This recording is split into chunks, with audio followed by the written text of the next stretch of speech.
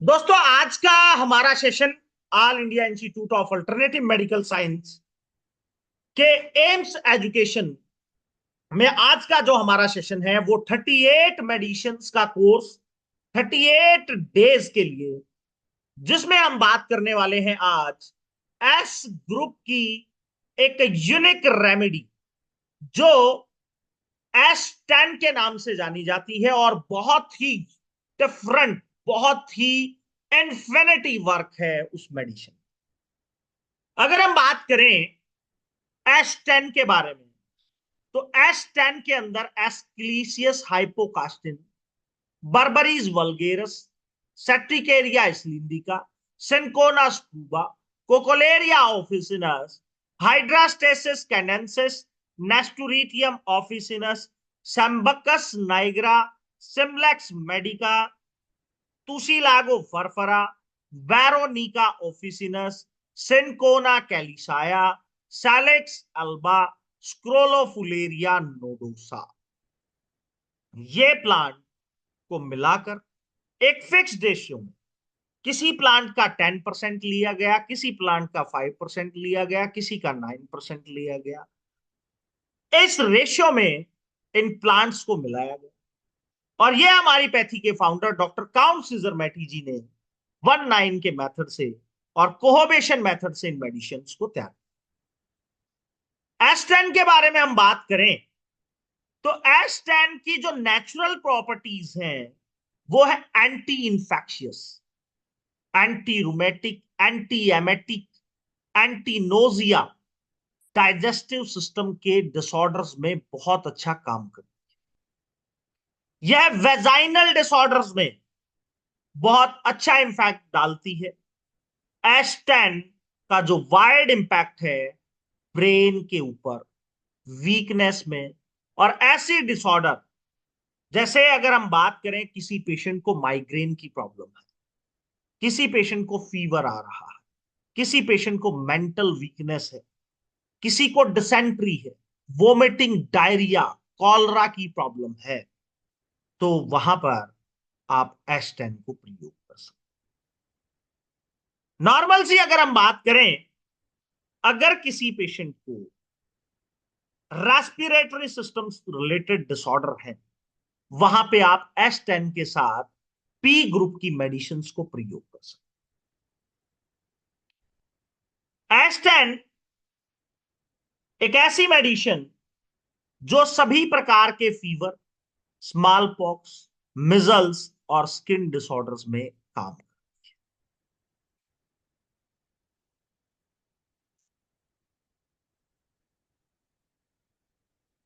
अगर हम बात करें S10 के डाइल्यूशन, S10 का फर्स्ट डाइल्यूशन आप फीवर में, फ्लैटुलेंस में, डायरिया में, नोजिया में, वीकनेस में प्रयोग कर सकते हैं। सेकेंड डाइल्यूशन को अगर एल्केलेनाइटी बढ़ जाए, एसिड की मात्रा कम हो जाए और एल्कलाइन की मात्रा ज्यादा हो जाए स्टमक में, वहां पे आप S10 का प्रयोग कर सकते हैं। इन्फ्लामेशन हो जाए वक्कल कोड के अंदर, या किसी को फीवर हो, टायर्डनेस हो, डायरिया हो, ड्राई स्किन हो,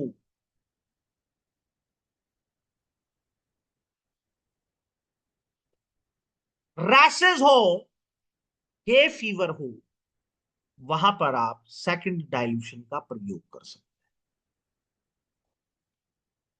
थर्ड डाइल्यूशन को आप गाउट में, क्रोनिक डायरिया में, स्वेलिंग ऑफ ग्लैंड्स में, नर्वस स्पाज्म में प्रयोग कर सकते हैं। नेक्स्ट हम बात करेंगे फिफ्थ डाइल्यूशन को। आप जैसे किसी को जानवर ने काट लिया, पागल जानवर ने, कुत्ते ने काटा, या किसी पेशेंट को नोजिया है, बच्चे को मेंटल इश्यू है, वहां पे आप फिफ्थ डाइल्यूशन का प्रयोग कर सकते हैं।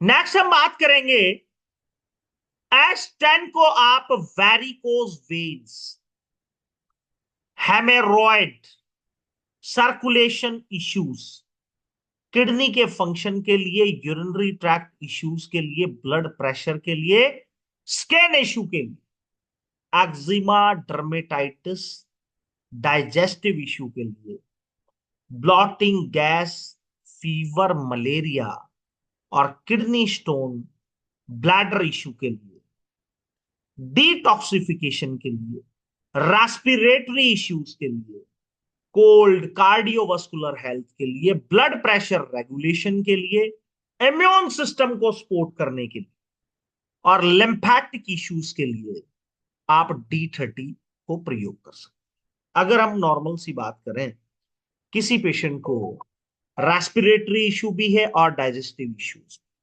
वहां पे आप S10 को प्रयोग करेंगे, अच्छे रिजल्ट। अगर किसी बच्चे को खांसी जुकाम के साथ उल्टी दस्त भी आ रहा है, आप S10 को उसके साथ प्रयोग करेंगे, P ग्रुप की मेडिसिन के साथ।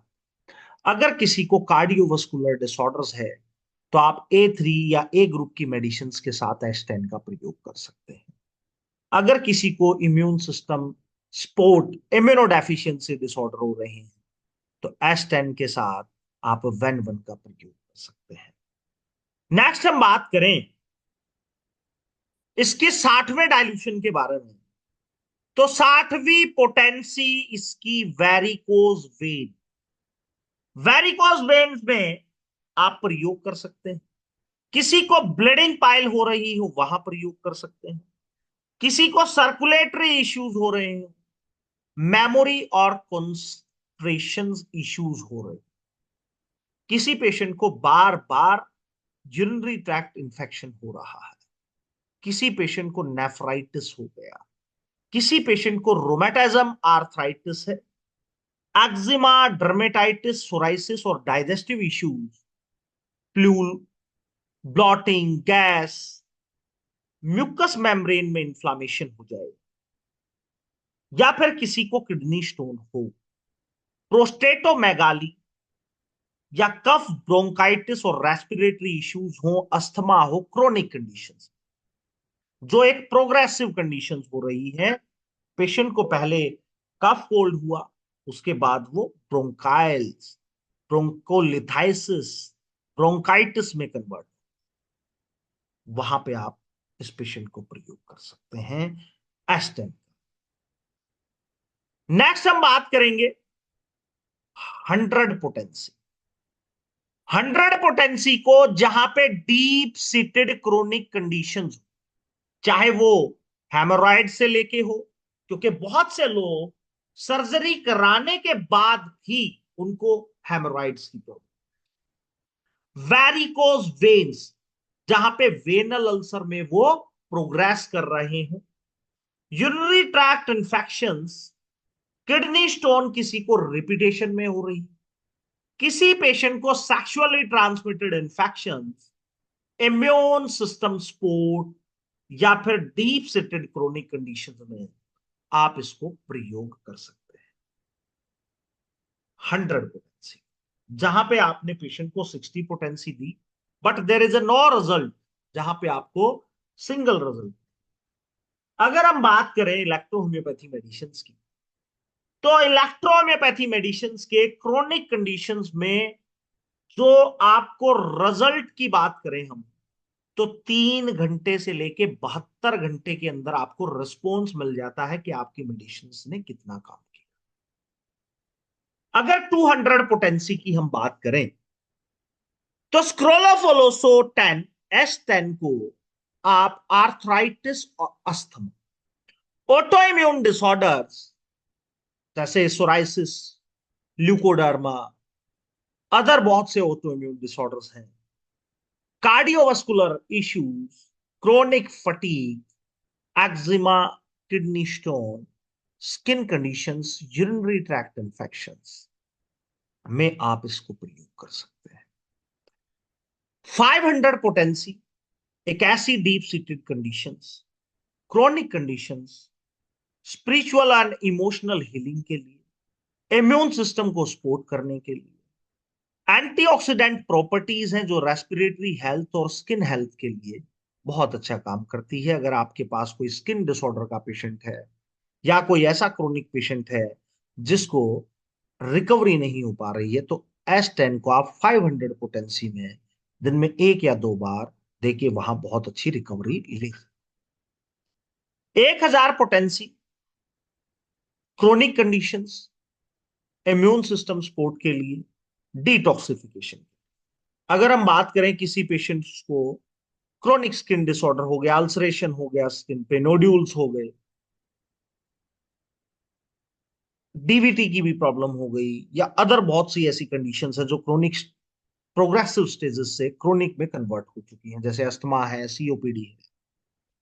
ऐसी कंडीशंस में आप S10 को 1000 पोटेंसी में आप प्रयोग कर सकते हैं, वहां पे आपको बेटर टू बेटर रिजल्ट्स मिलेंगे।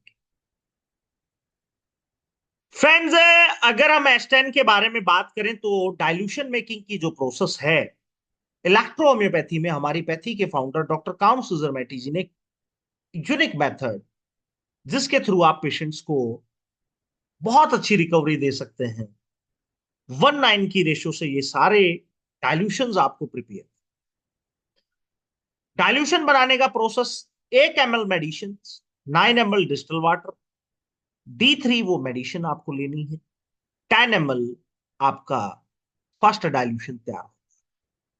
अगर आप सेकंड डाइल्यूशन बनाना चाहते हैं तो 1 ml medicine, 9 ml distil water and RS, 10 ml आपका सेकंड डाइल्यूशन बन जाएगा। अगर आप थर्ड डाइल्यूशन बनाना चाहते हैं तो 1 ml मेडिसिन और 9 ml डिस्टिल वाटर, और वो 1 ml मेडिसिन सेकंड डाइल्यूशन की होनी चाहिए, वो आपका 10 ml थर्ड डाइल्यूशन।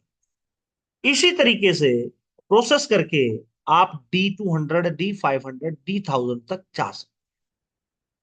अगर ड्राई टैबलेट की बात करी जाए, ग्लोबुल्स की बात करी जाए, तो आपके पेशेंट को अगर डायरिया, फ्लैटुलेंस, स्टमक एक और रेबिस की अगर प्रॉब्लम, तो आप इसकी 10-10 गोलियां चूसने के लिए पेशेंट को दे सकते हैं खाना खाने के 30 मिनट या 10 मिनट बाद। अगर किसी पेशेंट को कोलरा हो गया, हैजा हो गया, डायरिया है, तो 20-20 गोली दे सकते हैं पर मोशन।